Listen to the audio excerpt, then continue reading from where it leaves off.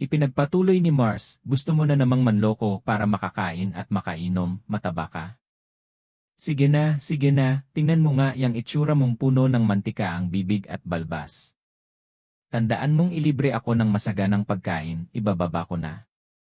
Pagkatapos ng usapan nila ni Mars, tiningnan agad ng matabang si E ang balita sa kanyang communicator, at biglang nag-iba ang itsura niya. Ano ba to? Totoo bang mayroong immortal na antas? Ang numero 1 henyo sa loob ng 1,000,000 taon mula sa 13 distrito ay talagang nandito lang sa malapit. Imposible, hinding-hindi ito maaari. Sa sandaling iyon, ayaw niyang maniwala sa impormasyong nakita niya. Ngunit ilang sandali pa, bumalik siya sa kanyang mayabang na pag-ugali, imposibleng maging ganoon kamalas, nag-aalala lang ako sa wala. Sa ngayon, mag-enjoy muna ako sa buhay. Bigla siyang may naalala, at bumulong si E, na pala, wala nang 2 araw ang natitira sa palugit na ibinigay ko sa kanila, di ba? Bakit parang walang kibo ang mga ito, oras na para paalalahanan sila? Tumapak siya ng malakas, at biglang nagliyab ang buong katawan ni E at lumipad paitaas. Pagkatapos, lumapag siya sa kinaroroonan ni Camerlan, na ikinagulat at ikinataka ng matanda. Agad na yumuko si Clan upang magbigay galang sa gabay. Nagbibigay galang si Cam sa inyo, mahal na Panginoon. Ang nasa katanghaliang gulang na lalaki ay magalang na yumukod kay A bago tumayo sa gilid ng tahimik. Hindi rin nagsalita si E. Hindi nagtagal, sunod-sunod na dumating ang mga Marshall Ain't sa ika-9 na antas mula sa planetang Uelam, 23 katao sa kabuuan. Mahal na Panginoon, ipagpaumanhin niyo, nahuli po kami. Lahat sila ay lumuhod at yumukod ng husto. Nagbibigay galang kami sa inyo, mahal na Panginoon. Ang mga taong ito, na sa kani-kanilang larangan ay makapangyarihan at tinitingala, ay ngayoy nakaluhod sa harap ni E na parang mga empleyadong naghihintay ng pag-apruba mula sa kanilang amo. Labis na ikinatutuwa ni E ang pakiramdam na ito. Sa kanyang tahanang planeta, ang Bayou, miserable ang buhay ni Lee. Sa trabaho, pinapagalitan siya ng kanyang mga nakatataas at inaapi ng mga kasamahan. Sa personal na buhay, minamaliit siya ng kanyang kasintahan dahil wala raw siyang kinabukasan at hinahamak ng ina nito. Saan man siya magpunta, kailangan niyang magpakumbaba. Ngunit sa isang mababang antas na sibilisadong planeta na may paurong na pamana, naranasan niya ang isang pagtrato na hindi pa niya nararanasan dati. Bawat isa ay tumitingin sa kanya ng may paggalang at takot. Dito, siya ang pinakamataas at walang kapantay na hari. Tikim si E at nagpakita ng mabangis na mukha, sumigaw, kayong lahat, anong progreso na nang ipinagagawa ko sa inyo? Tapos na ba? Nagkatinginan ang mahigit 20 Marshall Saint. Maging si Cam ay pinagpawisan ng malamig. Pagkatapos nito, bawat isa sa kanila ay naglabas ng kaunting nanhitin at inilagay sa harap ni Lee. Nakangiti si Lee noong una, ngunit matapos nilang ilabas ang lahat, hindi man lang ito umabot sa kalahati ng kanyang inaasahan. Suminghal siya, at nawala ang ngiti sa mukha ni A na naging kasing lamig ng yelo, at sinabing, ito lang. Nagbibiro ba kayo? Ito lang ang resulta ng paghahanda nyo sa lahat ng panahong ito. Pinaglalaruan niyo ba ako? Mga walang hiya, tingin niyo sa akin ay pulubi sa kalawakan na binibigyan ng limos. Isang malakas na aura na para sa isang martial artist na nasa ika-10 antas ang biglang sumabog mula kay Lee. Ang nakakatakot na puwersa ay pumuno sa buong kalangitan at lupa. Ang dating maliwanag na dalampasigan ay biglang dumilim. Ang dagat na hindi kalayuan ay nagsimulang kumulo at malalakas na alon ang tumaas. Nagtipon ang kidlat sa madilim na kalangitan. Biglang nagbago ang mga mukha ng mga Marshall Saint mula sa planetang Uelam.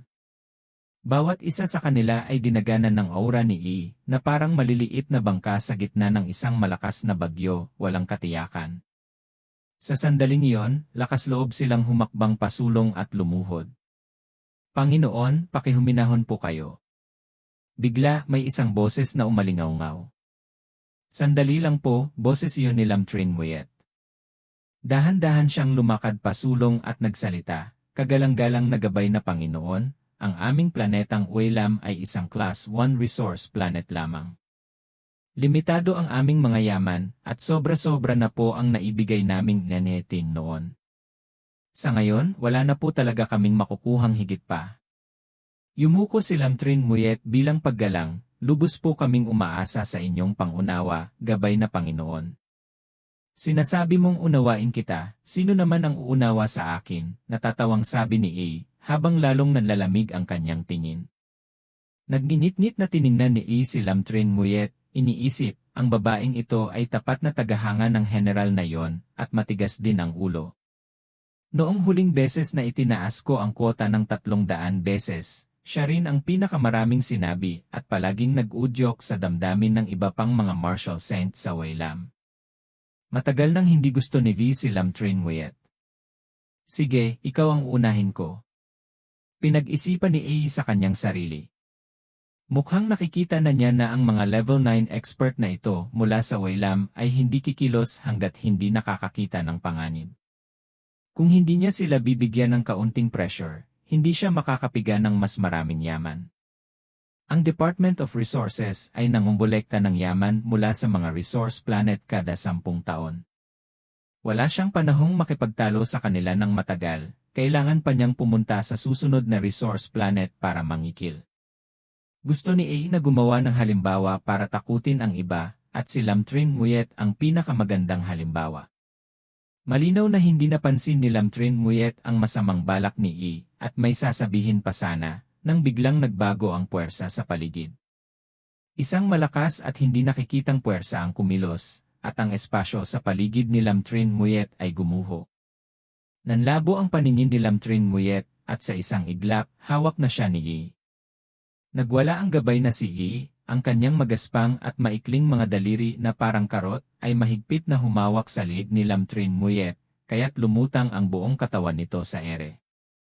Isang kamay lang ang ginamit ni AE para sakalin si Lamtrin Muyet, at ang nakakatakot na lakas ng ika-10 antas ay dumaloy mula sa kanyang mga daliri papasok sa katawan nito. Nanginginig ang katawan ni Lamtrin Muyet, at ang kanyang martial body at martial Dao soul ay nagpakita ng mga senyales ng pagguho. Hirap na hirap huminga si Lamtrin Muyet. Hoy, miss, gusto mo talagang laging nangunguna, ano? Nagbago ang ekspresyon ng mga martial saint ng Weylam, at ilan sa kanila ay humakbang papasulong. Panginoon, maawa po kayo. Ngunit nang tumama ang tingin ni E sa kanila, isang nakamamatay na intensyon na parang mga karayom at kutsilyo na tumatagos sa buto ang nagsimulang kumalat, kaya't umatras sila.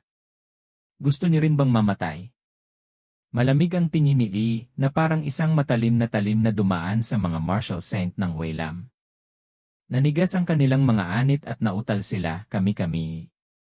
Walang emosyon ang mukha ni A habang dahan-dahan at mariing sumisigaw, bibigyan ko kayo ng 5 araw pa. Kung pagkatapos ng 5 araw, hindi ninyo pa rin makolekta ang sapat na nenhetin na kailangan ko Bumalik ang tingin ni A kay Lamtrin Muyet, kumislap ang malamig na liwanag sa kanyang mga mata, at bumulwak ang kanyang pagnanasang pumatay. Kung gayon, maghanda kayong lahat na magkaroon ng kaparehong kapalaran niya. Pagkasabi niyon, balak na sanang tuluyang patayin ni E si Lamtrin Muyet, at lalo pa niyang hinigpitan ang pagkakasakal. Napamura na ng sariwang dugo si Lamtrin Muyet dahil sa matinding sakit. Sa mismong sandaling iyon, tigil, kasabay ng sigaw ay isang malakas na enerhiya ang humiwa sa hangin. Agad na naputol ang kamay ni Lee. Nagmamadaling niyakap ni Lee ang natitirang bahagi ng kanyang braso, napasigaw sa sakit habang nagingit-ngit sa galit. Sino mang hinayupak yon? Sino ang tumira sa akin ng patago? Lumingon si E at napasinghap sa gulat nang makita ang isang napakalaking sasakyang pangkalawakan. Ang kanyang ekspresyon ay tuluyang nanigas. Sa kanyang mga mata, isang imahe na hindi niya malilimutan habang buhay ang nasalamin. Sa malawak na kalangitan, isang dambuhalang sasakyang pangkalawakan na kulay dark gray na may diametrong libu-libong kilometro ang dahan-dahang lumitaw. Ang unahan ng sasakyan ay may disenyong parehong mabagsik at marangya. Ang dahan-dahan nitong pagbaba ay tila isang nakakatakot na dambuhalang halimaw mula sa kalawakan na unti-unting inilalabas ang ulo nito sa himpapawid.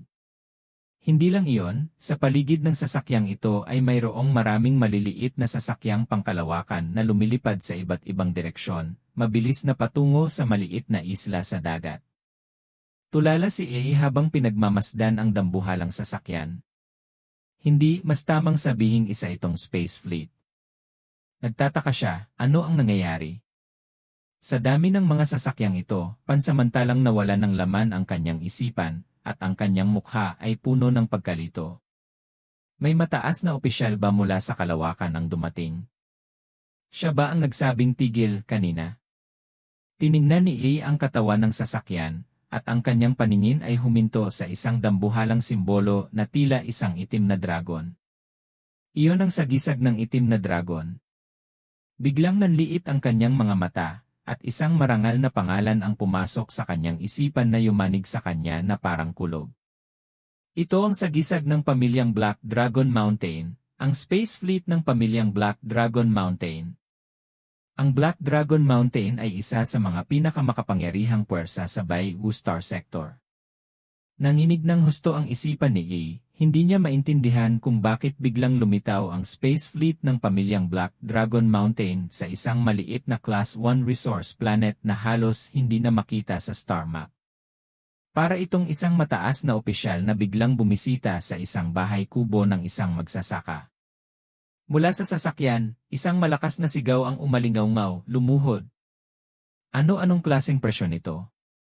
Dahil sa nakakatakot na presyon, hindi na makatayo ng tuwid si E at napaluhod siya. Yumukod siya hanggang sa sumayad ang kanyang noo sa lupa, sumisigaw sa takot, mahal na Panginoon, bakit po? Narinig niya ang mga yabag, at inangat ni E ang kanyang ulo, upang tingnan ang taong nasa harap niya na nagtanong, ikaw ba ang bagong gabay na responsable sa pagkolekta ng yaman sa Oilamtin na may numerong A28,462? Sa harap ni E ay isang lalaking nakasuot ng marangyang metal na roba, may lilang buhok at lilang mata, at napakagandang itsura, na nagbibigay ng matinding pakiramdam ng panggigipit at pagkasindak. Bawat kilos ng lalaking ito ay naglalabas ng malakas na aura ng isang pinuno. Siya ang Count ng Black Dragon Mountain, na nagngangalang Lafong.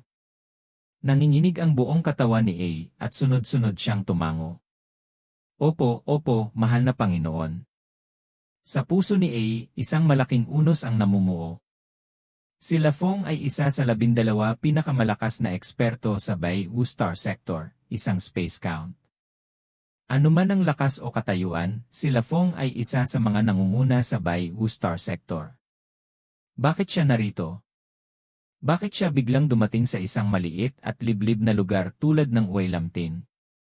Ang sumunod na sinabi ni Lafong ay tila sumagot sa mga katanungan sa isip ni E. Tiningnan ni Lafong si E, bahagyang tumango, at sinabing, bilang isang gabay, ginagamit mo ang iyong kapangyarihan para sa sariling kapakanan, at naghahari-harian ka pa sa tahanang planeta ng isang immortal na count. Kahit mamatay ka pa ng 10,000 beses, hindi iyon sapat para pagbayaran ang iyong kasalanan. Mga tauhan, hulihin muna siya, at hintayin ang pagbabalik ng immortal na count bago siya hatulan. Hindi makapaniwala si E sa kanyang narinig at napabulalas. Ano? Tahanang planeta ng immortal na count? Kagalang-galang na Count Lafong, siguradong nagkakamali po kayo. Tiyak na may napagkamalan kayo. Hindi ko kailanman ginawa ang mga bagay na sinasabi ninyo. Inaamin ko ang pag-abuso sa kapangyarihan para sa sariling kapakanan, pero kailan ako naghari-harian sa tahanang planeta ng isang immortal na count? Kahit bigyan niyo ako ng 1,000 o 10,000 lakas ng loob, hindi ko iyon gagawin. Gusto ko lang kumita ng kaunti sa sira-sirang resource planet na ito. Mula sa itaas, tiningnan ni Lafong si E at walang emosyong sinabi, nagkakamali. Hindi ba't ginagawa mo yan ngayon mismo? At nangangahas ka pang sabihin ako ang nagkakamali. Ginagawa ko ngayon? Natigilan si E at likas na gustong makipagtalo. Kumukuha lang naman siya ng kaunting pakinabang mula sa isang hindi gaanong mahalagang resource planet.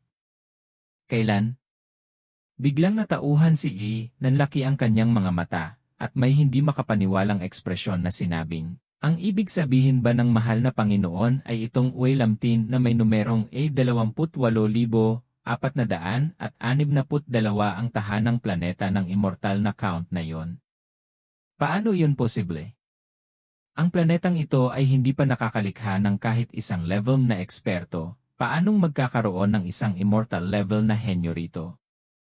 Mahal na Panginoon, tiyak na mayroong hindi pagkakaunawaan dito, pakiimbestigahan po ng maigi.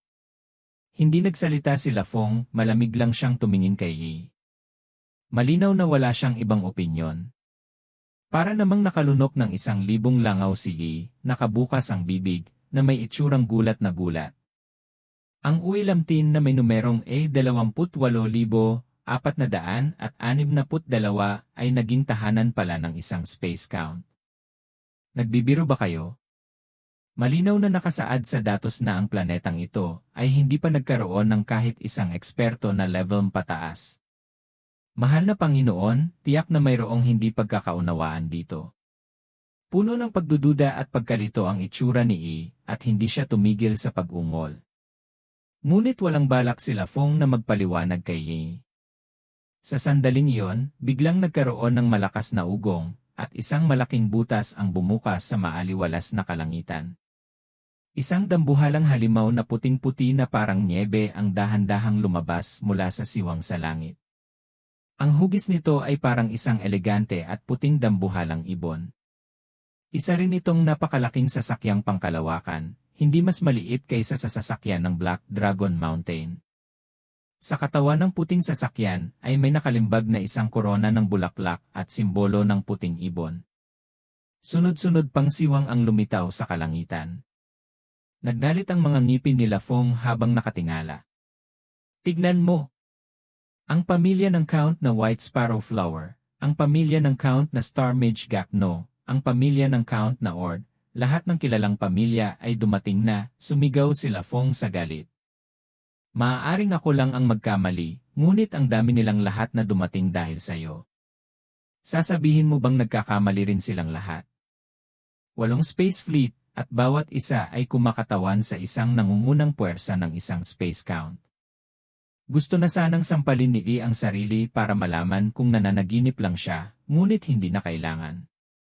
Ang nag-aalab na enerhiya mula sa mga dakilang pamilya ay tumatagos sa kanyang balat, sinusunog ang kanyang kaluluwa, at bawat sandali ay nagdudulot ng matinding sakit na nagsasabi sa kanya na lahat ay totoo.